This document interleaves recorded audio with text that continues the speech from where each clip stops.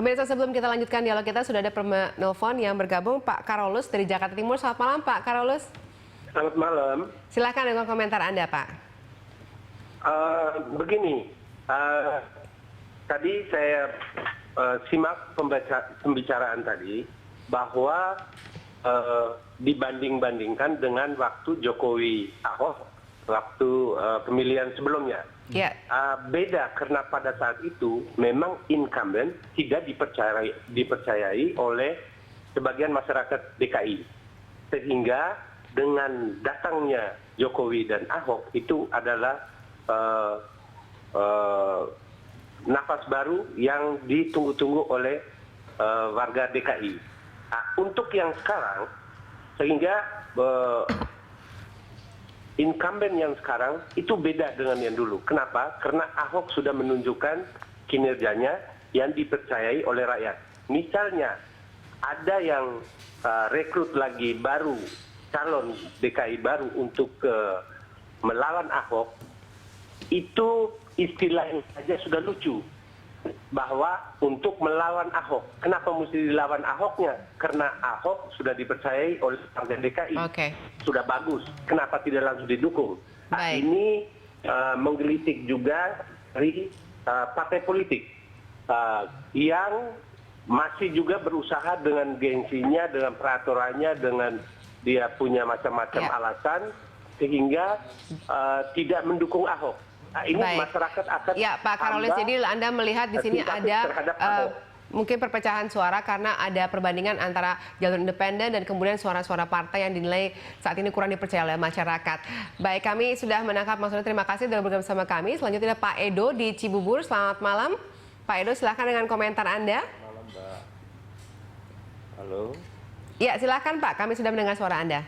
Ya, kalau saya sih tadi mendengar pembicaraan dari Bapak yang satu lagi sama Ibu satu lagi itu, kenapa gitu loh, kenapa di dalam pemilihan gubernur ini kalau sudah ada gubernur yang baik dan sudah terfokus, kenapa kita tidak menjaga dia gitu supaya lebih cepat pembangunan di DKI ini. Bukannya diadu dan bilang itu tambah seru. Kalau ada orang lagi yang lebih baik, wah enak diadu, bisa tambah seru, lebih baik. Tapi efeknya bagaimana? Apa mereka mau bertanggung jawab itu komentator kalau tiba-tiba salah? Seandainya kalau ternyata yang dipilih itu ntar lebih banyak bicara tentang grup politiknya, kelompoknya gimana? Terus kita rakyat mau diapain? Jadi itu Anda termasuk yang mendukung untuk kelanjutan dari Pak Ahok ya? Iya. Baik, terima kasih Pak Edo sudah bergabung bersama kami. Baik, tampaknya Mas Gun Gun dari komentar malam ini cukup bisa dikatakan memang banyak orang mendukung ya sebagian besar terhadap Ahok karena ada kinerjanya.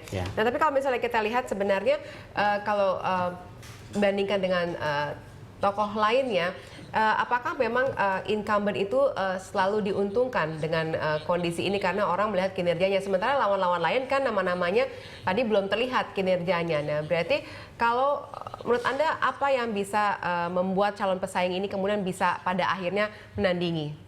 Kalau menurut saya gini, selain tentu modal dasar elektoral ya yang harus punya. Modal dasar elektoral udah pasti semua udah tahu soal popularitasnya gimana, elektabilitasnya gimana, tingkat disukainya gimana, tingkat penerimaan publik pada dia gimana. Itu harus punya.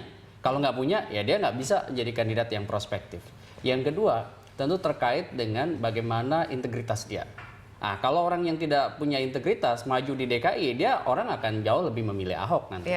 Kemudian, kecuali kalau dia punya position yang kuat di situ. Kemudian yang ketiga, dia punya orientasi ke depan yang jelas. Bukan hanya soal wacana, tetapi dia punya program-program yang dipersepsikan publik ini rasional untuk kemudian diimplementasikan.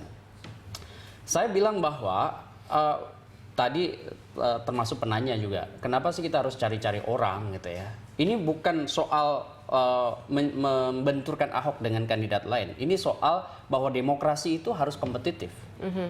Jadi kita boleh saja mendukung misalnya siapapun boleh mendukung jagoannya, tetapi yang paling penting adalah kontestasi elektoral itu berjalan berbasis program, sehingga kemudian DKI bisa jadi barometer atau semacam role model bagi proses pelaksanaan pilkada di daerah-daerah lain.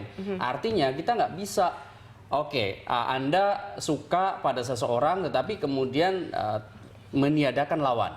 Oke. Artinya nggak ada suasana yang kompetitif di situ. Ya. Sehingga kita akan menjadi pemilih tradisional yang memilih tidak berbasis orientasi ke depan si kandidat mau ngapain. Oke, kalau misalnya ternyata memang pada akhirnya begitu tidak Ya. ada yang maju yang signifikan yang bisa menandingi kepada Ahok, apa sebenarnya yang terjadi menurut Anda? Apakah itu suatu hal yang positif atau mungkin sebenarnya ada penurunan dalam atau degradasi dalam demokrasi kita? Sebenarnya ini harus kritik keras pada partai politik ya. Kenapa? Karena berarti partai politik gagal menghadirkan sosok yang kompetitif. Memang dimanapun incumbent itu akan diuntungkan karena ruang political publicity-nya udah terbangun 5 tahun. Nah, maksud saya partai politik seharusnya juga kan mampu menjadikan beragam aktivitasnya menjadi kanal untuk political publicity bagi si kandidat yang mau dimunculin. Makanya kita melakukan kritiknya apa? Partai itu kerap kali di injury time baru memunculkan tokoh. Padahal dia sebenarnya punya ruang yang cukup memadai untuk kemudian secara step by step itu melahirkan, mendistribusikan sejumlah orang kepada publik untuk kemudian dinilai. Setelah dinilai nanti akan disukai atau tidak, diterima atau tidak. Jangan kemudian basisnya lagi-lagi 3 hal, feodal, oligarkis, transaksional.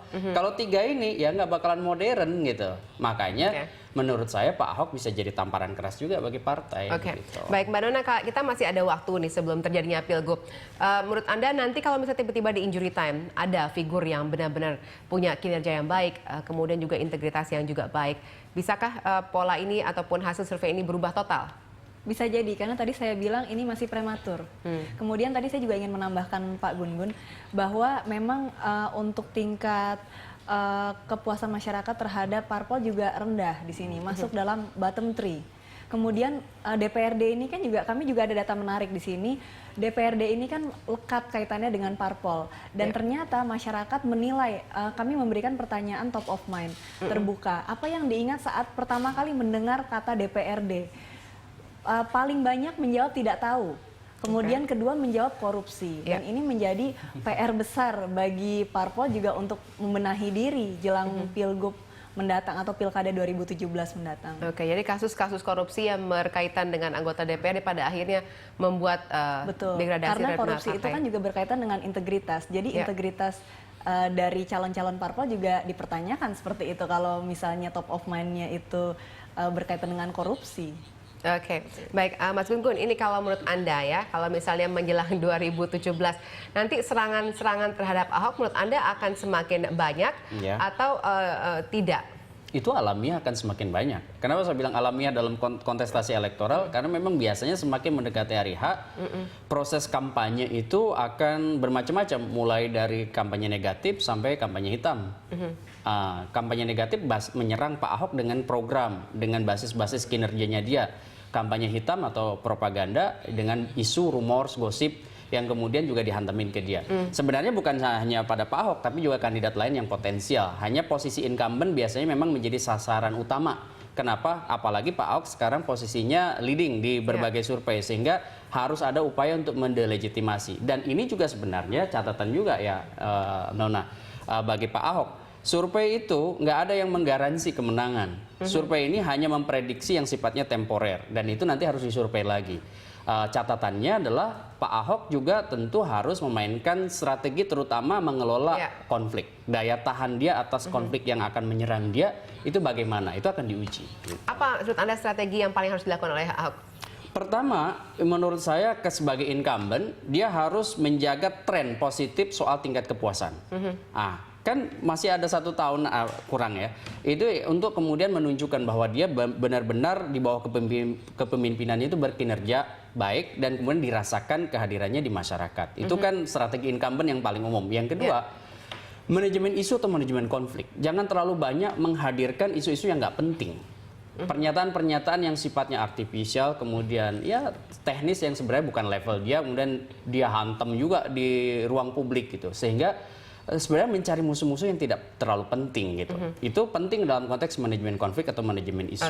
Gitu. Baik. Ya, terima kasih Mas Gun-Gun, terima kasih Mbak Nona sudah bergabung bersama kami hari ini.